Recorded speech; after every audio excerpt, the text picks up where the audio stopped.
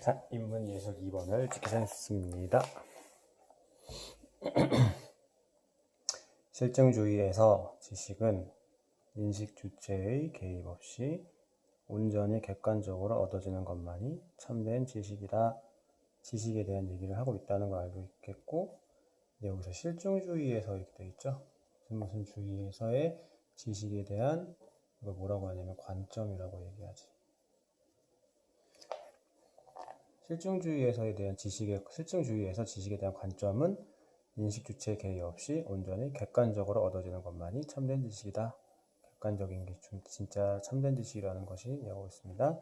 이러한 입장에서 보면 인식 주체의 적극적 역할을 전제할 수밖에 없는 이상학을 비롯한 인문학적 지식은 일종의 사이비 지식이 되는 셈이다. 이러한 입장은 실증주의고 지식이 객관적이어야 된다는 입장이겠죠. 인식 주체의 적극적 역할을 전제할 수밖에 없는 형이사학을 비롯한 인문학적 지식. 자, 그러면 여기서는 인문학적 지식에 대한 얘기하고 있는 거죠. 자, 여기서 끊어볼게요. 여기 앞에서는 실증주의의 관점, 일반적으로 추상적인 얘기를 했고, 여기서 인문학적 지식에 대한 실증주의의 관점을 또 얘기하고 있는 거죠. 사이비 지식이다. 이거 뭐랑 바꿀 수 있어? 참된 지식, 사이비 지식. 그지? 이런 셈이다.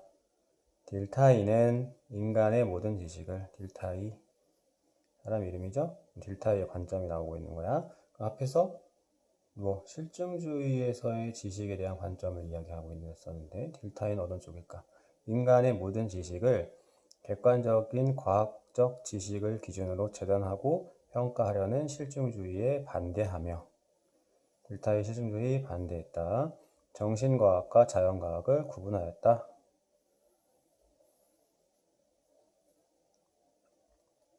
자, 그러면 실증주의에 대해서 반대했다는 건 앞에서 엮으면 이해가 되죠? 뒤에 정신과학과 자연과학을 구분했다. 그러면 정신과학 얘기 하나 나오고 자연과학 얘기 하나 나오겠지. 정신과학의 방법은. 그죠? 그러면 여기서 1번, 2번 두 개 나왔으니까 두 번째 게 어디서 나오는지를 빨리 한번 찾고 오셔야 됩니다. 정신과학의 방법은 하고 자연과학 여기 있네. 그죠? 그러면 정신과학과 자연과학 구분했다는 이 얘기. 그러니까 딜타이의 구분인데 이 정신과학과 자연과학의 방법 구분하고 있구나. 인식주체의 개입을 인정하는 이해이며 정신과학의 방법은 인식주체의 개입. 인식주체라는 말은 여기 나오죠. 인정하는 이해이며 자연과학은 인식주체의 개입을 배제하는 설명이다. 그는 각각의 분야에 고유한 방법이 존재한다는 점을 역설하며 정신과학의 고유성을 확보하려 하였다. 자, 정신과학의 고유성 확보. 그러니까 인식주체의 개입을 인정하는 것을 딜타이가 얘기했다는 거죠. 앞에서 실증주의와 다른 관점을 얘기하고 있는 거예요. 이와 유사한 맥락에서 베르그송은, 자, 베르그송 얘기 나옵니다. 그러면 여기서 끊어갈 수 있겠죠. 그러면은 이렇게 묶은 여기서부터 여기까지는 딜타이라는 사람의 관점을 소개하고 있고요. 이 딜타이의 관점은 위에서 얘기한 실증주의의 지식에 대한 관점과는 상반되죠. 그래서 인문학적 지식 혹은 정신과학의 방법 이런 것을 고유성을 확보하려고 했던 딜타이는 정신과학 고유성을 확보하려고 했다.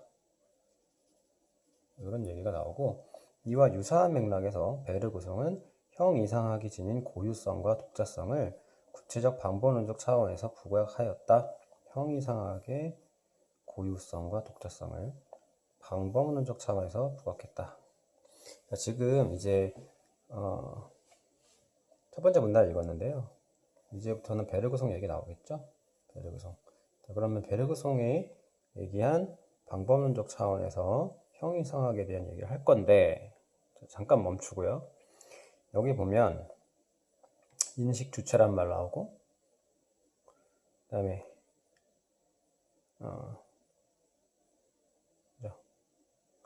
인식 주체. 인식 주체라는 거는 지식과 연관을 지을 수 있습니다. 배경 지식이 필요한 거예요. 이런 걸 보면 뭐냐면 철학에서 말하는 인식론이에요. 인식론은 안다는 것은 무엇이냐를 묻는 분야예요. 철학의 분야. 그러니까 지식이라는 건 뭐야? 안다는 거잖아. 근데 진짜로 안다는 게 뭐냐 했을 때 객관적으로 알고 있어야 아는 거라는 거야. 실증주의 관점은. 이런 식으로. 지금 제가 말씀드리는 거는 철학 분야, 인문 분야의 배경 지식이 되죠. 배경 지식이 있냐 없냐 비문학에서 중요합니다. 어떤 사람들은 배경 지식이 필요 없어. 그게 다 나와. 이렇게 하는 사람들이 있는데 시험장에서는 그거를 갖고 푸는 거죠. 근데 시험장 들어가기 전에 준비를 해야지. 그죠? 그렇게 되는 겁니다. 어쨌든 넘어갑니다. 베르그성은 두 번째 문단. 사물을 인식하는 매우 상이한 두 가지 방법으로 분석과 직관을 구분한다. 사물을 인식하는, 여기도 나오죠. 이게 인식론 얘기예요. 상이한 두 방법으로 분석과 직관을 구분한다. 하고 분석은 이렇게 나오잖아. 그러면 뭐 베르그송이 인식에 대해서 구분했어. 분석과 직관을. 1번이고 이게 2번이야. A, B 레이스가 문제가 나오겠죠. 중요한 내용이겠죠. 근데 여기서 분석은 이렇게 나오잖아. 여기서 끊어야지. 자, 이 문단 전체 혹은 일부 분의 추상적인 얘기 그리고 구체적인 얘기.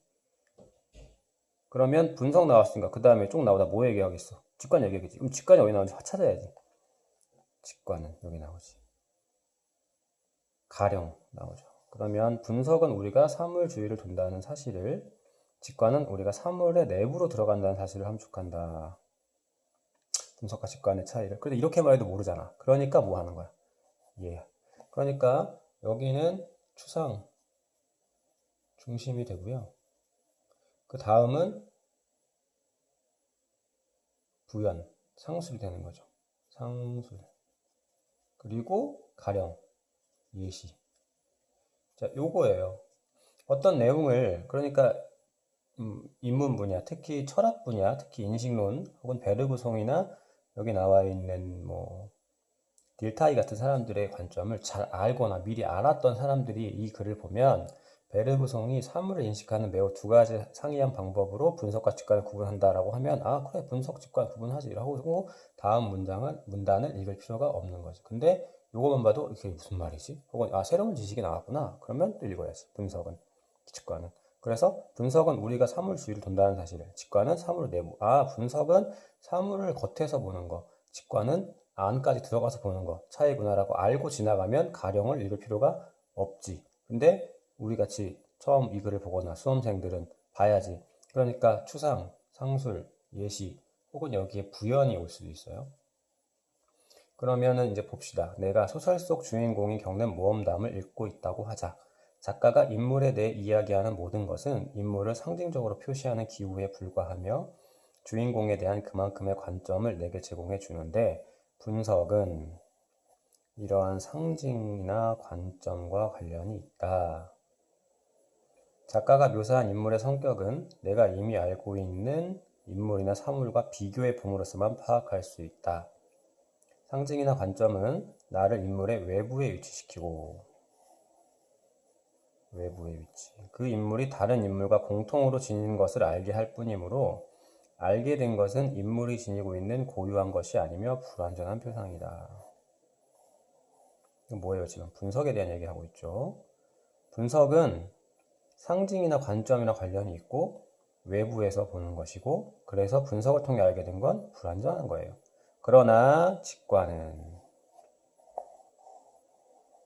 여기도 마찬가지죠. 분석과 직관에 대해서 예를 드는 거야. 두 가지가 나왔잖아. 그럼 먼저 분석에 대해 예를 들어주고 직관에 대해 예를 들어주고 여기까지 끊어야지. 한순간 내가 주인공과 합치될 때 경험하는 감정, 즉 단순하고 불가분한 느낌과 관련이 있다. 단순하고 불가분한 느낌과 관련이 있다. 자, 구조가 똑같습니다. 이렇게 시험에 나오는 그런 구조가 잘 되어 있다고 했죠. 분석, 직관, 상징이나 관점과 관련, 직관은 단순하고 불가분한 느낌과 관련. 이때 주인공의 말과 행동은 불가분한 느낌으로부터 자연스럽게 흘러나오는 것처럼 보인다. 인물의 고유한 것, 즉 본질을 구성하는 것은 본래 내적인 것이므로. 여기는 외부, 내부. 외부에서 지각될 수 없고 다른 것들과 같은 단을 측정할 수 없는 것이므로 상징을 통해 표현되지 않는다. 여기서는 상징이라고 그랬는데 여기는 상징이 아니지. 베르그송이 말한 분석과 직관의 구분은, 자 그럼 여기서 끊고, 여기까지가 뭐 직관에 대한 예를 통해서 직관에 대해 자세히 알려준 거지. 베르그송이 말한 분석과 직관의 구분은 인물의 성격에 대한 상징적 표현과 인물에 대한 불가분한 느낌 사이의 구분에 해당한다. 베르그송이 말한 분석과 직관의 구분에 대해 얘기하고 있고요. 이것은 상징과 느낌 사이의 구분이다. 이렇게 되어 있습니다. 그러면 여기는 베르그송의 분석과 직관에 대해서 쭉 소개해주고 있는 거죠. 베르그송이라는 사람이 말하는 분석과 직관의 차이. 그럼 분석은 뭐예요? 상징, 관점, 외부, 그리고 불완전한 표상과 같은 말들로 키워드가 잡힐 수 있고요. 직관은 느낌, 단순하고 불가분한 느낌, 불가분의 느낌, 그리고 내적, 내부.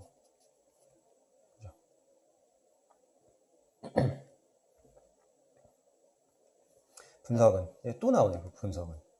그러면 지금 두 번째 문에서 끝나는 게 아니고 세 번째 문단까지 이 분석에 대한 설명이 이어지고 있는 거네요. 우리가 지닌 관점과 대상을 표현하는 상징에 의존하므로 분석은 상징에 의존한다. 끊임없이 관점을 증가시켜 가면서 불완전한 표상을 완성하기 위해 무한히 계속되는 방법이다. 또한 분석은, 분석에 대해서 첫 번째 얘기 나왔고요. 두 번째 얘기 나오는 거죠. 대상을 기지의 요소로 환원시키는 작용으로 보편적 개념만을 사용하여 우리에게 기지, 이거 한자가 아니 어려운 말이네요. 이미 알고 있는 요소라는 거예요. 보편적 개념만을 사용하여 우리에게 이미 알려져 있는 다른 대상들의 측면, 이 기지의 요소죠. 대상의 본성을 표현한다. 두 번째. 그러니까 첫 번째, 상징에 의존해서 관점을 증가시켜서 완성하고 싶어 하는 거야. 또 이미 알고 있는 요소로 환원시키는, 바꾸는 과정이야. 결국 분석의 방법은, 그러니까 앞에 두 얘기를 종합하면, 정리하면 분석의 방법은, 자, 요거가 요 종합하면 정리하면까지는 나가지 못하더라도 요거는 이해할 수 있을 거예요. 자, 좀 올릴게요. 뭐냐면 앞에서는 분석 자체에 대해 얘기하고 있죠. 분석은. 근데 여기서는 분석의 방법은, 주어가 다르잖아요. 설명하는 대상이 다른 거예요. 이걸 구분해서 여기서 빗금을 그는 거야. 그 사물이 아닌 것을 통해 사물을 이해하는 행위이며, 이를 통해서는 그 대상이 다른 대상들과 공통적으로 갖고 있는 것만을 알 수 있을 뿐이며 대상의 독특한 것을 결코 알 수 없다. 사물이 아닌 것을 통해 사물을 이해하는 행위. 이게 무슨 말이지? 하는 생각이 들어요. 자세히 봐야 돼요. 그 사물이 아닌 것을 통해 사물을 이해하는 행위. 그래서 독특한 것을 알 수 없다라는 거예요. 이에 반해 직관은, 자, 여기서 끊어지죠. 직관은 특정한 관점이나 어떤 상징에도 의존하지 않는다. 여기는 상징에 의존한다고 그랬는데 여기는 상징에 의존하지 않는다. 직접 공감이며 이를 통해 우리는 우리 자신을 대상 안으로 투사하고 대상의 존재와 동일시지 않는다. 따라서 분석의 방법, 여기 마찬가지죠.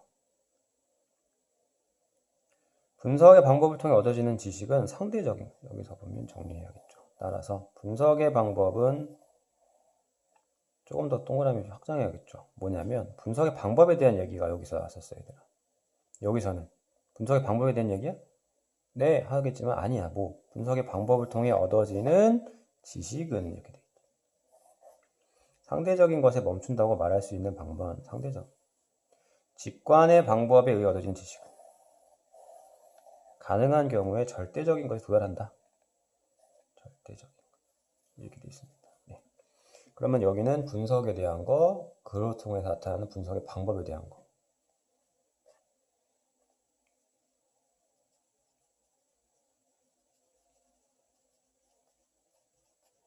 그리고 뭐 분석의 방법을 통해서 얻어진 지시까지 이렇게.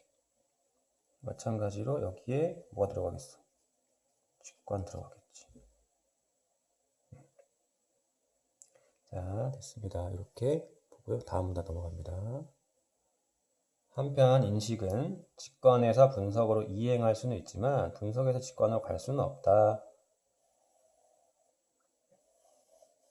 이건 뭐예요? 두 가지에 뭐냐면 이런 말을 붙일 수 있으면 쉽게 가는 거고 붙일 수 없으면 연습을 하거나 뭐 뒤에 있는 해설을 보면서 이 단어들 핵심어, 키워드, 열쇠말 이런 단어들을 보셔야 돼요. 이거 뭐냐면 두 가지의 뭐 관계죠. 직관과 분석의 관. 이거 누구 관점이죠? 지금 위에 보면은 베르그송이죠. 위에서 이 앞 문단에서는 분석과 직관을 따로따로 설명해 준 거라면은 여기서부터는 이 두 가지의 관계를 얘기해 주고 있는 거죠. 직관이 뭔지 분석이 뭔지 알아야 관계를 얘기하니까. 직관에서 분석으로 갈 수는 있어. 근데 분석에서 직관으로는 못 가.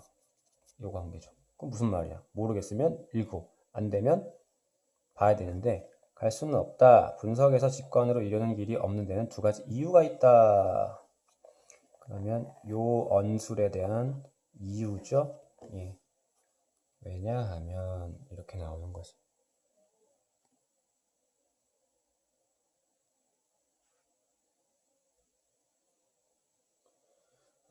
하나는 그 이유 중에 하나. 두 가지라고 했으니까 하나. 그럼 두 번째 거 어디는 찾아야지. 다른 하나는.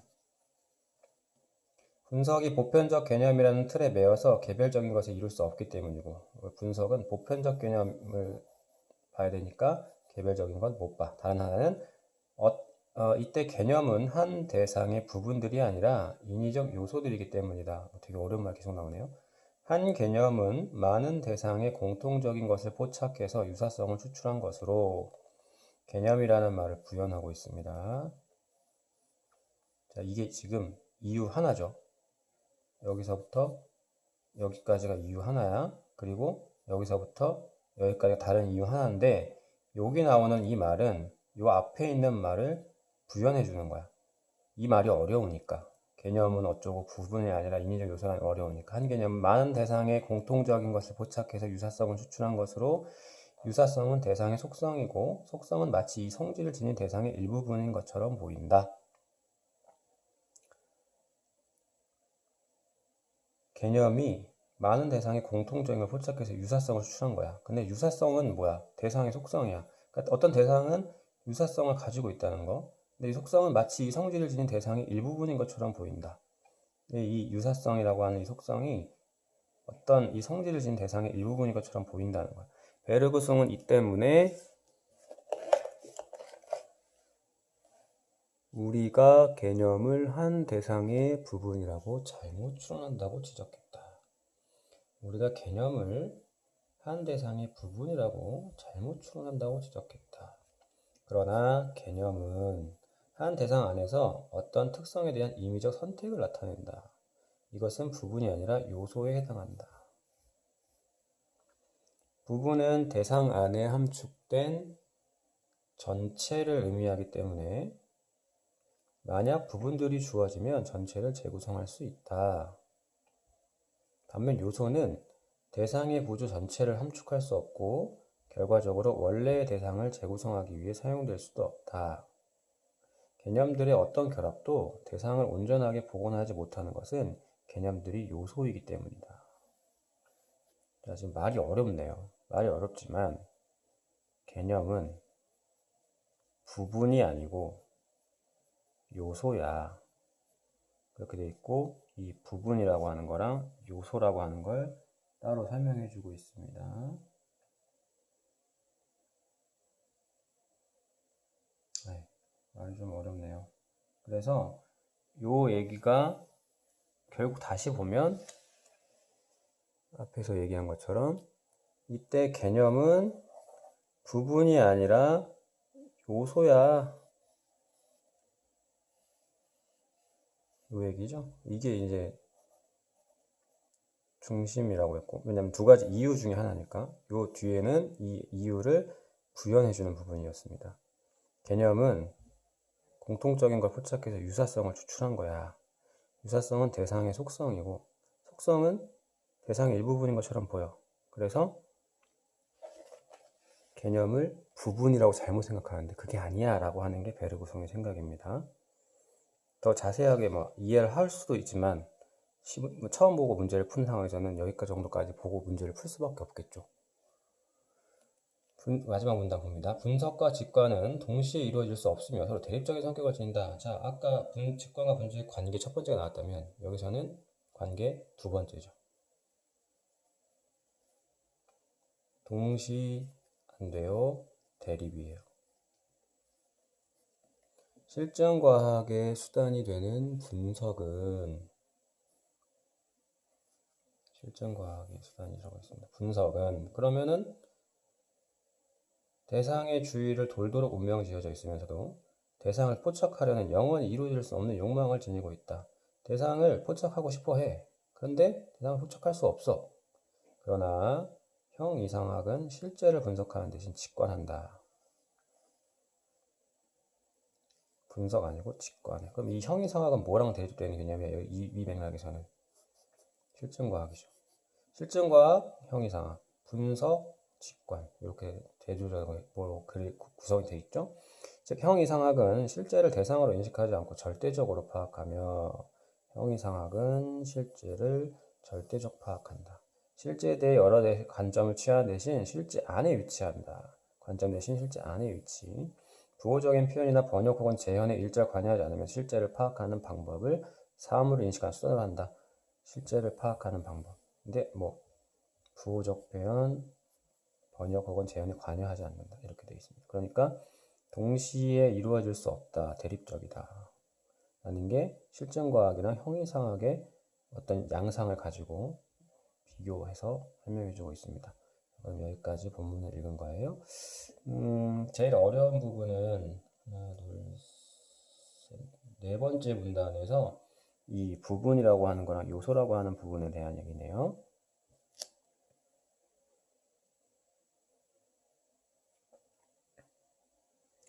그러면 어쨌든 이 관계는 우리가 파악을 했으니까 문제를 풀어볼 수 있는지 한번 확인하고요. 더 이야기를 진전시켜 보겠습니다. 본문은 다 읽었습니다.